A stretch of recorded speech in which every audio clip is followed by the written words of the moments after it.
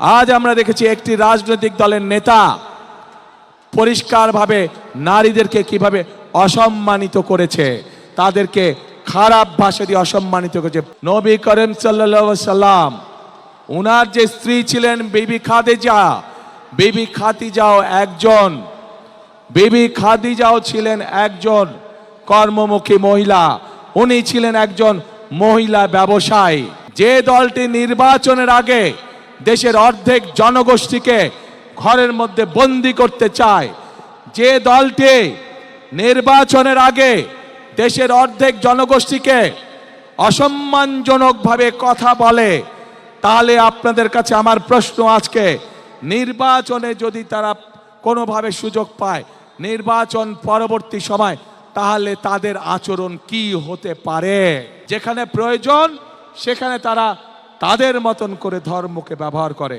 আমরা দেখেছি একটি রাজনৈতিক দলের নেতা পরিষ্কারভাবে দুদিন আগে বলেছে যে সকল মহিলা, যে সকল মা বোনেরা কর্মসংস্থানের উদ্দেশ্যে কর্মসংস্থানের জন্য যান, তাদেরকে, প্রিয় ভাই বোনেরা, আপনাদের সামনে আমার বলতে রীতিমতন লজ্জা হচ্ছে, এমন একটি শব্দ সে আমাদের সব মা বোনদের জন্য ব্যবহার করেছে যা এই দেশের জন্য একটি কলঙ্ক স্বরূপ।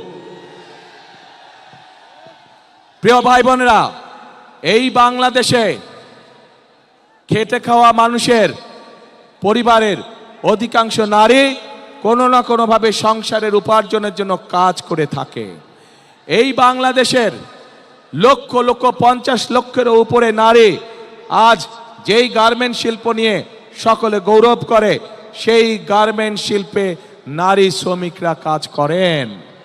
প্রিয় ভাই বোনেরা, নিম্ন মধ্যবিত্ত হোক, সকল পরিবারের কর্মজীবী পরিবারের প্রায় সকল নারী আজ সংসার পরিচালনার জন্য দ্রব্যমূল্যের যে ঊর্ধ্বগতি, সকল কিছুর যে দাম ঊর্ধ্বগতি, তার জন্য শুধু স্বামী একা কর্মসংস্থান হয় না, স্ত্রীকেও পাশাপাশি বিভিন্নভাবে কাজ করতে হয় এবং তারা এর মাধ্যমে তাদের সংসার জীবন নির্বাহ করে থাকে।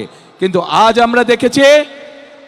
আমরা দেখেছি একটি রাজনৈতিক দলের নেতা পরিষ্কারভাবে নারীদেরকে কিভাবে অসম্মানিত করেছে, তাদেরকে খারাপ ভাষা দিয়ে অসম্মানিত করেছে। প্রিয় ভাই বোনেরা, আমাদের নবী করিম সাল্লাল্লাহু আলাইহি সাল্লাম উনার যে স্ত্রী ছিলেন বিবি খাদিজাও ছিলেন একজন কর্মমুখী মহিলা। উনি ছিলেন একজন মহিলা ব্যবসায়ী।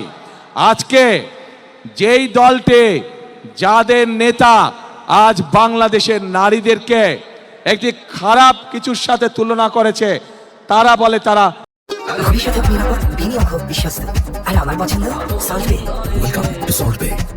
ইসলাম কায়েম করবে। কিন্তু নবী করিম সাল্লাল্লাহু আলাইহি ওয়াসাল্লামের স্ত্রী পর্যন্ত, উনিও পর্যন্ত একজন ব্যবসায়ী ছিলেন। তাহলে আজকে কোথায় গিয়ে দাঁড়ালো বাংলাদেশের নারী সমাজ তথা তাবৎ পৃথিবীর নারী সমাজকে কিভাবে অপমান করা হলো?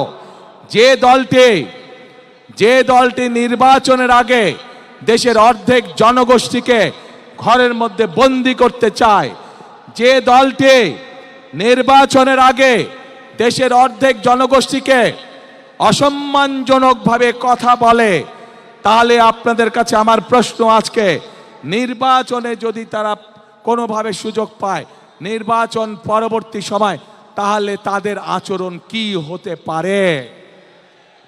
কাজেই প্রিয় ভাই বোনেরা, এরা শুধু নিজের স্বার্থের কথা বোঝে, এরা ধর্মকে ব্যবহার করে নিজেদের স্বার্থ রক্ষা করার জন্য।